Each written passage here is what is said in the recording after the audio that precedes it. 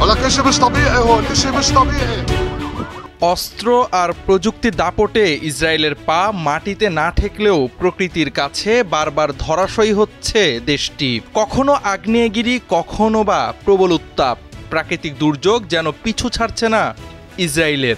এবার অত্যাধিক তাপপ্রবাহে পুড়ছে দেশটি। তাপমাত্রা রেকর্ড প্রায় 50 ডিগ্রি সেলসিয়াসে পৌঁছাবে বলে মনে করা হচ্ছে।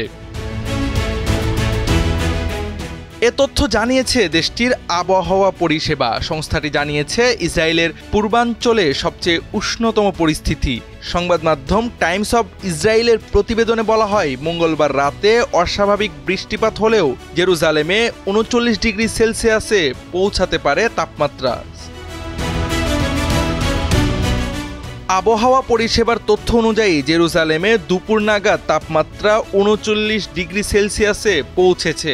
উপকূলীয় তেল আবিবে বিকেলে তাপমাত্রা থাকবে 32 ডিগ্রি। রামাত গান ও গিভাতাইমের মতো শহরে 30 থেকে 35 ডিগ্রি থাকার সম্ভাবনা রয়েছে। তবে গ্যালিলি সাগর এলাকা ও পশ্চিম তীরে তাপমাত্রা 50 ডিগ্রির কাছাকাছি পৌঁছাতে পারে বলে পূর্বাভাস দেওয়া হয়েছে।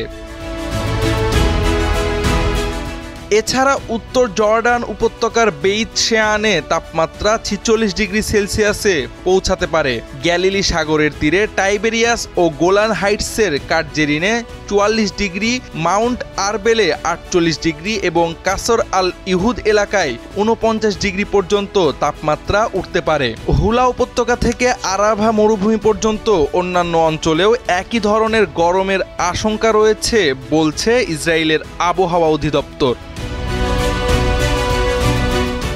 আবহাওয়ার পূর্বাভাস অনুযায়ী জেরুজালেমের কাছে বেইত শেমেশ ও দক্ষিণের ডিমোনায় তাপমাত্রা 40 ডিগ্রি সেলসিয়াসে পৌঁছাতে পারে।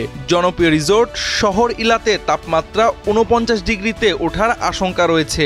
পরিস্থিতি বিবেচনায় বাইরে বেশি সময় না থাকার পরামর্শ দিয়েছে স্বাস্থ্য মন্ত্রণালয় এবং তাপপ্রবাহ ও পানি শূন্যতা রোধে সতর্ক থাকার আহ্বান জানানো হয়েছে। পাশাপাশি শনিবার রাত পর্যন্ত সব হাইকিং ট্রেল বন্ধ রাখার ঘোষণা দিয়েছে ইসরায়েলের প্রকৃতি ও উদ্যান কর্তৃপক্ষ।